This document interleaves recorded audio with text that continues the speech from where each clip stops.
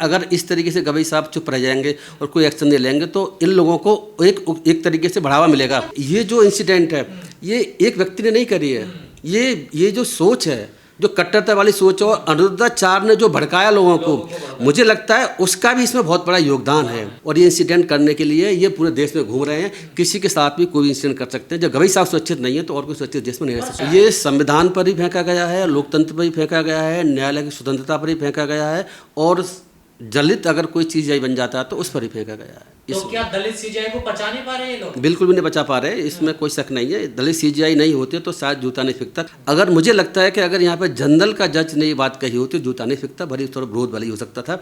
जूता फेंका इसीलिए गया कि उन्हें पता है कि ये दलित लोग सीजीआई भली बन जाए, कुछ नहीं कर सकते। विचारधारा के लोग जो कि लिंचिंग का काम भी करते हैं, आप देख रहे होंगे। ऐसा ना हो कभी किसी जज का, सीजीआई का, किसी और का लिंचिंग भी हो जाए, मैं कह सकता हूँ इस बात में, क्योंकि ये कुछ भी कर सकते हैं। ऐसे लोग जो इतने हाथ हैं कि सुप्रीम कोर्ट के अंदर जाकर सुरक्षा व्यवस्था को धता बता करके अगर अटैक कर सकते हैं तो बाहर अगर सीजीआई साहब घूम रहे होंगे तो उनका लिंचिंग भी कर सकते हैं। गवई साहब सीजीआई हैं, उनके पास सिक्योरिटी भी मिली हुई है, उसके बावजूद भी कोई बंदा अगर ऐसा हरकत कर सकता है सीजीआई के साथ में, तो जो आम लोग हैं, आम दलित लोग हैं, उनके साथ क्या होता होगा, हो भी रहा है। सिर्फ सीजीआई गवई साहब के अगेंस्ट जूता फेंकने वाली बात नहीं है, ये पूरे सिस्टम के अगेंस्ट, ये संविधान पर जूता फेंका गया है मेरे हिसाब से। ये न्यायपालिका की स्वतंत्रता पर जूता फेंका गया है। ये दलित कोई अगर चीफ जस्टिस ऑफ इंडिया बन जाता है तो वो उसके अगेंस्ट भी जूता फेंका गया है, ऐसा मेरा मानना है। इसमें गवई साहब को मुझे लगता है कि बहुत स्ट्रिक्ट एक्शन लेने की ज़रूरत है, लेकिन ऐसा लग रहा है कि शायद वो ऐसा नहीं लेना चाह रहे हैं। तो हम सब लोगों की ड्यूटी बनती है, गवई साहब आगे नहीं आ पा रहे हैं, हम लोग जिसकी जितनी निंदा करें, जो भी विरोध प्रोटेस्ट जो भी कर सकते हैं वो करना चाहिए। और शायद कल हम सुप्रीम कोर्ट में जाकर के कुछ लोग एडवोकेट्स इकट्ठे होंगे और इस पर जो भी कर सकते हैं करने की कोशिश करेंगे। जूते फेंकने वाला ये कह रहा कि सनातन का अपमान नहीं सहेगा हिंदुस्तान, तो क्या सनातन का अपमान किया है गवई साहब ने? ऐसा कोई अपमान सनातन का गवई साहब ने नहीं किया है। एएसआई को जो काम करना था वो चाहते थे लोग कुछ कि वो सुप्रीम कोर्ट उस काम को करे, और सुप्रीम कोर्ट की ये ड्यूटी नहीं है कि एएसआई बनकर के काम करे। तो वो उनका डिसीजन बिल्कुल ठीक था। मैंने उनका इंटरव्यू जब देखा, जो जिसने जूता फेंकने की कोशिश किया, राकेश किशोर, ये कोशिश नहीं की है जूता वो फेंक के मारना ही चाहता था, वो तो वहाँ सुरक्षा कर्मियों ने पकड़ लिया, इसी वजह से वो अपने वो मंसूबे में सफल नहीं हो सका।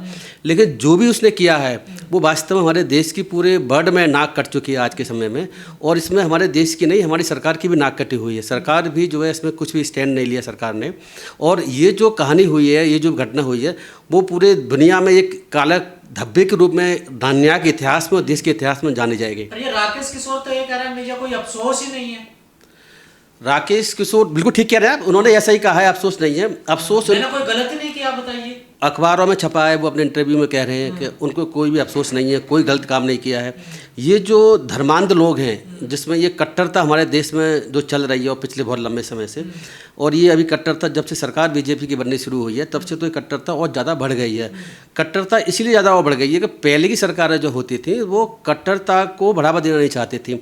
जो कुछ संगठन हुआ करते थे वो अपनी कट्टरता की तरफ आगे बढ़ते रहते थे, लेकिन इस बार हम देख रहे हैं पिछले लंबे समय से कि सरकारें कट्टरता को सपोर्ट कर रही हैं, और वो भी चाहती हैं कट्टरता देश में बढ़े और ख़ासतौर से हिंदुओं में कट्टरता बढ़े, जिसकी वजह से उसी का नतीजा है ये उसी का नतीजा है, इसमें कोई शक नहीं है। ये कोई इस एक इंडिविजुअल राकेश किशोर नाम का बंदा है जिसने ये एडवोकेट बताया जाता है, जिसने इंसिडेंट की है।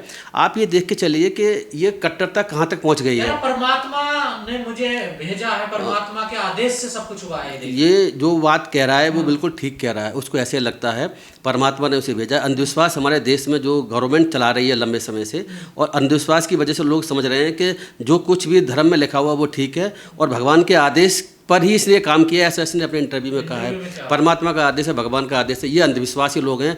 ये धर्मांधता जितनी हमारे देश में कट्टरता बढ़ेगी तो उसी तरीके से ये सरकार ये ना समझे कि कट्टरता का शिकार सिर्फ जो है दलित लोग या और लोग ही होंगे। मुझे लगता है कि आगे कट्टरता बढ़ेगी तो इतनी ये फैलना जाए कि देश में जो है एक बहुत ही गंभीर स्थिति पैदा हो जाए। पर गवई साहब ने तो इस आदमी को माफ कर दिया। देखिए, मैं गवई साहब के डिसीजन से बिल्कुल भी सहमत नहीं हूँ।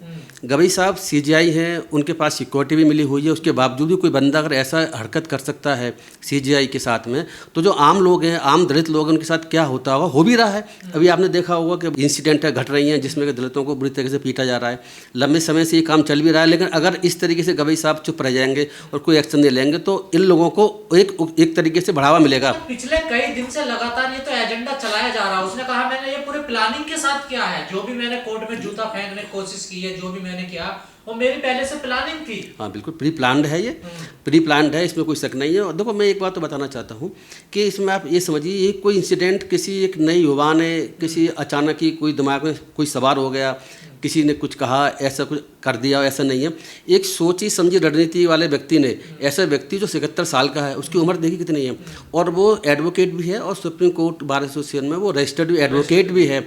ऐसा बंदा, ऐसा मैच्योर बंदा इस तरीके के इंसिडेंट कर रहा है, तो आप ये देखिए कि जो नए युवा हैं, जो अधेड़ उम्र के हैं, मिडिल एज के हैं, वो तो जाने आजकल क्या कर सकते हैं। तो ये मैं कहूँगा कि एक तरीके से ऐसे लोग बम की तरह से घूम रहे हैं हमारे देश में, ये कभी भी फट सकते हैं, किसी के ऊपर ही फट सकते हैं, ऐसा देखा गया है। कह रहे मैं बड़ा आहत था, मॉरिशस में जाके बोला है इन्होंने कि यहाँ कानून का राज से चलेगा, भारत बिल्डोजर राज से नहीं चलेगा। इससे तो आहत हो गए। देखिए वो गवई साहब ने बिल्कुल सही डिसीजन दिया था, बुलडोजर राज देश में नहीं चलेगा, कानून का राज चलेगा। कानून का राज का मतलब संविधान का राज चलेगा। इस बात से तो आहत है ये। हाँ, इस बात से भी आहत है। इसका मतलब ये है कि संविधान को मानने वाले लोग नहीं हैं। इसका मतलब ये है कि ये चाहते हैं कि देश संविधान से ना चले।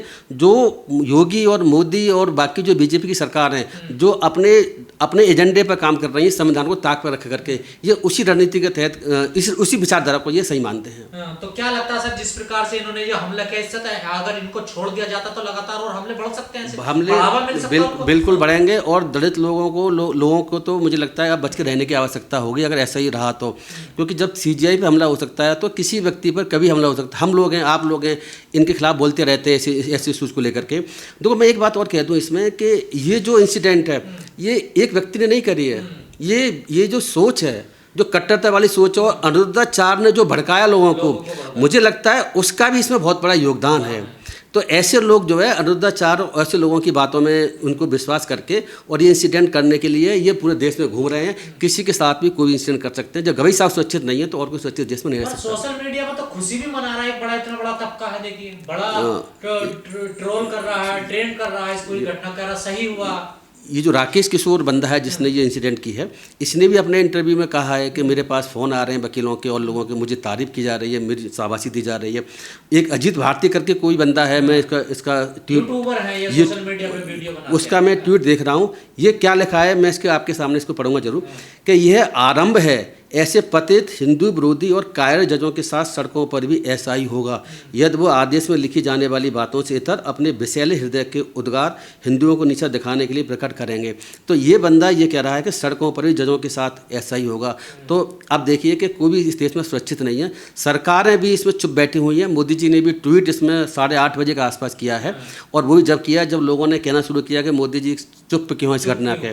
मैं तो कह सकता हूँ कि सरकार का संरक्षण प्राप्त है राकेश किशोर जैसे लोगों को। तो ये जूता गवई साहब पे फेंका गया है या संविधान लोकतंत्र पे फेंका गया है? ये संविधान पर ही फेंका गया है, लोकतंत्र पर ही फेंका गया है, न्यायालय की स्वतंत्रता पर ही फेंका गया है, और दलित अगर कोई चीज बन जाता है तो उस पर ही फेंका गया है। तो क्या दलित सीजीआई को बचा नहीं पा रहे ये लोग? बिल्कुल भी नहीं बचा पा रहे, इसमें कोई शक नहीं है। दलित सीजीआई नहीं होते तो शायद जूता नहीं फेंकता, क्योंकि इस बंदे ने, राकेश किशोर ने अपने इंटरव्यू में ये भी कहा है कि वो पहले एक जजमेंट था जली कुट्टी के ऊपर, आंध्र जो क्या होती है दौड़ होती है, भैंसों की दौड़ जो होती है, उस दौड़ के संबंध में भी सुप्रीम कोर्ट ने जजमेंट पास किया, तो उसका भी विरोध किया है इसने। और इसके अलावा इसे रेलवे जो बरेली में कहाँ पर कोई हल्द्वानी में जो रेलवे की ज़मीन पर कब्जा जो कुछ लोगों ने कर रखा है, तो उसके अगेंस्ट सुप्रीम कोर्ट ने स्टे पास कर रखा, उसका विरोध भी किया। लेकिन उसने वहाँ पर जूता क्यों नहीं फेंका? उन लोगों के जजों के खिलाफ जूता फेंका गया जब सीजीआई गवई साहब के किसी ऑर्डर से या किसी बात से आहत था। अगर मुझे लगता है कि अगर यहाँ पर जनरल का जज ने ये बात कही होती तो जूता नहीं फेंकता, भले थोड़ा विरोध वाली हो सकता था। जूता फेंका इसीलिए गया कि उन्हें पता है कि ये दलित लोग सीजीआई भली बन जाए, कुछ नहीं कर सकते। सोच है ये सब कुछ, मैं ऐसा कह सकता हूँ, बिल्कुल ब्राह्मणवादी सोच का इसमें बहुत बड़ा योगदान है। ब्राह्मणवादी सोच का योगदान है, देश में जो माहौल बनाया बेस्याला लंबे समय से, उसका भी बहुत बड़ा योगदान है। लेकिन से लगातार देखने को मिल रहा है जब से ये पूरा विवाद हुआ, उन्होंने ये भी कहा, ये जो राकेश किशोर है जिसने जूता फेंका है, कि इन्होंने याचिका खारिज भी कर दी थी। जो मूर्ति को पुनर्स्थापना करवाने की जो याचिका लगाई उसको खारिज करने से भी आहत था। बिल्कुल ठीक कह रहे हैं आप। हाँ। इसका मतलब ये है कि अब सीजीआई या सुप्रीम कोर्ट के जजेज अपने संविधान के हिसाब से, विवेक के हिसाब से काम ना करें। हिंदू धर्म या जो लोग कट्टर हैं उनकी जो याचिका आ रही है उसको उसके पक्ष में डिसीजन दें। तो ये न्यायपालिका को प्रभावित करने का एक षड्यंत्र मुझे लगता है, जिससे कि आगे जजेज कोई भी याचिका डिसमिस भी न कर पाएँ। तो ये एक तरीके से जजों को मैसेज देने की कोशिश भी है। न्यायपालिका की स्वतंत्रता पर आज तक का मुझे लगता है सबसे बड़ा हमला है देश में।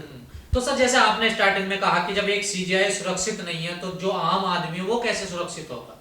बिल्कुल भी सुरक्षित नहीं है, जगह जगह इंसिडेंट हो रही हैं। अब सीजीआई सुरक्षित नहीं है तो ऐसे लोगों के जैसे अटैक करने वाले हैं इनकी तो हिम्मत और बढ़ जाएगी। मुझे लगता है कि ये वो लोग हैं, इस टाइप के लोग, विचारधारा के लोग, जो कि लिंचिंग का काम भी करते हैं। आप देख रहे होंगे, ऐसा ना हो कभी किसी जज का, सीजीआई का, किसी और का लिंचिंग भी हो जाए। मैं कह सकता हूँ इस बारे में, क्योंकि ये कुछ भी कर सकते हैं। ऐसे लोग जो इतने हाथ हैं कि सुप्रीम कोर्ट के अंदर जाकर सुरक्षा व्यवस्था को धता बता करके अगर अटैक कर सकते हैं, तो बाहर अगर सीजीआई साहब घूम रहे होंगे तो उनका लिंचिंग भी कर सकते हैं। कार्रवाई क्यों नहीं हो रही है इन पर? कार्रवाई इसीलिए नहीं हो रही है कि गवई साहब थोड़ा पीछे हट गए। हम उनके इस विचार से, इनकी इस डिसीजन से हम सहमत नहीं हैं। ये पूरे दलित समाज को और बाकी और लोग, कानून का राज को मानने वाले लोग हैं, उनको इससे धक्का लगा है।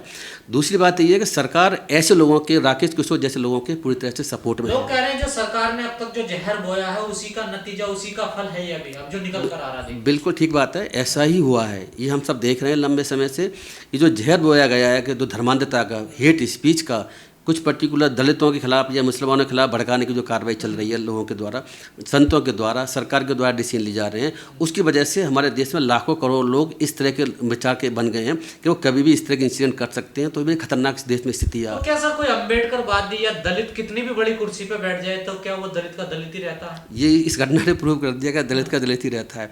इसीलिए गवई साहब जो कह रहे थे ना, पहले आपको बताओ, गवई साहब क्रीमी लेयर को उन्होंने कहा था, सब क्लासिफिकेशन का ऑर्डर भी किया हुआ है। वो कह रहे हैं क्रीमी लेयर के लोग जो है वो नौकरियों पे आ जाते हैं, उन लोगों को हटाने की आवश्यकता है SC ST में। ये बात उनकी अब झूठी साबित हो गई है, क्योंकि सीजीआई से बड़ा क्रीमी लेयर में कोई है भी नहीं है। वो सीजीआई साहब का क्रीमी लेयर में होने के, उससे बड़ा क्रीमी लेयर में नहीं, तो उनके साथ जब ये ऐसे इंसिडेंट कर सकते हैं तो आम लोग हैं, उनको क्या होगा? तो क्रीमी लेयर का कंसेप्ट तो सीजीआई साहब ने इंट्रोड्यूस करने की कोशिश की, हम उससे तब भी सहमत नहीं है, अब भी सहमत नहीं है। क्रीमी लेयर देखो, सीजीआई साहब को, एक बार सीजीआई साहब को भी ये भी नहीं पता है। मैं ऐसे तमाम जजों को जानता हूँ, तमाम IAS ऑफिसरों को जानता हूँ जिनके बच्चे चपरासी भी नहीं बन पाए, और ऐसे लोगों को मैं जानता हूँ जो गरीब थे और उनके बच्चे IAS बने हुए हैं। आप आए दिन देखते होंगे, मैं बिहार की, यूपी के बता रहा हूँ आपको, बिहार और यूपी में गरीब लोग जो मिडिल क्लास के लोग हैं या बिल्कुल गरीब लोग हैं, वो लोग अपनी मेहनत के बल पर और IAS PAS जज, डॉक्टर, इंजीनियर बन रहे हैं। और जो पढ़े लिखे लोग, बहुत ज़्यादा अमीर लोग हैं, उनके बच्चे AC में रहने के बावजूद, कोचिंग करने के बावजूद भी वो IAS PAS डॉक्टर इंजीनियर नहीं बन पा रहे। डॉक्टर इंजीनियर IAS PAS को नौकरी बड़ी बनने का रीजन, सबसे मेन इंपॉर्टेंट रीजन है पढ़ाई, उसके पीछे पैसा रीजन नहीं है। तो क्या गवई साहब जूता देखकर भी अब समझ पाएंगे कि वो जो मैं कर रहा था वो गलत कर रहा था? उन्हें समझना चाहिए, नहीं समझेंगे तो आप जूता देखकर भी नहीं समझ नहीं, मुझे लगता है कि समझे होते अगर जो है तो इसके खिलाफ कार्रवाई करने की बात जरूर करते हैं। तो लगातार इनके साथ ऐसा हो रहा है ना, जब ये महाराष्ट्र जाते हैं इनको प्रोटोकॉल नहीं मिलता सर। देखिए हाँ, ये बात बिल्कुल ठीक है, प्रोटोकॉल नहीं मिला, बाद में सरकार ने कुछ ऑर्डर पास किया हुआ है इनके संबंध में। तो इनको ये बात समझनी होगी कि दलितों के देश में क्या स्थिति है। सर इतनी बड़ी घटना हुई है, क्या इसको सरकार की तरफ से खारिज कर देना, विपक्ष की तरफ से खारिज कर देना, ये बहुत होगा इतना? नहीं, ऐसा बहुत नहीं होगा। इससे तो ऐसे लोगों के मंसूबे और इनका साहस और बढ़ेगा, और आगे चल के ये किसी के साथ भी घटना कर सकते हैं। अब तक ये था कि सुप्रीम कोर्ट एक सबसे बड़ी कोर्ट है, ये कंटेम्प्ट कोर्ट बहुत सी बातों के, बहुत से अधिकारों की वजह से ये कुछ भी कर सकती थी। अब लोगों को हिम्मत बनेगी कि अब कोई जज कुछ करता है तो उसके ऊपर आप जूते मार दो, पीट लो, कुछ लो, हमारा कुछ नहीं होगा। पहले का ये एक तरह से एक उदाहरण बन के पेश होगा।